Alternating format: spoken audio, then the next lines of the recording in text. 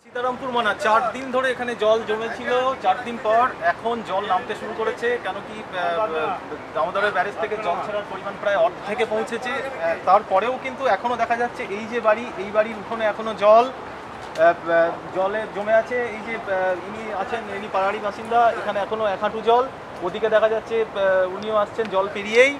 আর আবার এদিকে আবার নদীর ধারে, নদীর সঙ্গে যেহেতু একাকার হয়ে গেছে, ওদিকে ওখানে একজন যার বাড়ি পড়ে গেছে এই বর্ষার জলে, তিনি এখন এই মুহূর্তে ওই নৌকাটাকেই ঘর বাড়ি বানিয়ে ওখানেই আছেন। আর যেটা হচ্ছে যে বাড়িঘর এদিকে প্রচুর ভেঙেছে।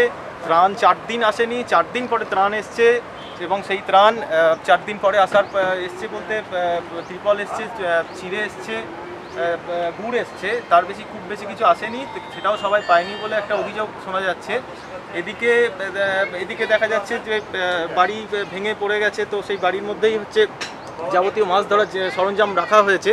অনেকেই এটা করছেন যে যেহেতু বাড়িঘর ভেঙে গেছে, এই মুহূর্তে মাছ ধরার সুযোগটাকে কাজে লাগাচ্ছেন। যেমন আমরা দেখবো নদীর দিকে দেখা যাবে যে অনেকেই মাছ ধরছেন, কিন্তু মুশকিলটা হচ্ছে অনেকেই নদীর অনেক গভীরে চলে যাচ্ছেন, তো ওদেরকে আটকানোর সেরকম কেউ নেই, যে কোনো মুহূর্তে বিপদও ঘটতে পারে। আর একই রকম পরিস্থিতি এদিকে আরও আশপাশের এলাকাতেও।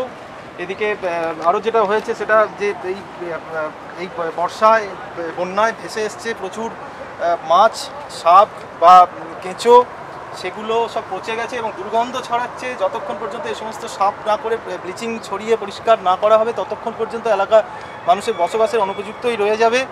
সেইটা যতক্ষণ না হচ্ছে, কিন্তু সেটা সম্ভব তখনই যখন জল পুরোটা নেমে যাবে। তবে বাসিন্দাদের একটাই আশা, যে দ্রুততার সঙ্গে জলের গতি নামছে, তাতে মনে হচ্ছে যে আগামী 5-6 ঘন্টায় এই এলাকা পুরোপুরি জল নেমে যাবে, তারপরেই পরিস্থিতি স্বাভাবিক হবে বলে আশা করছেন বাসিন্দারা।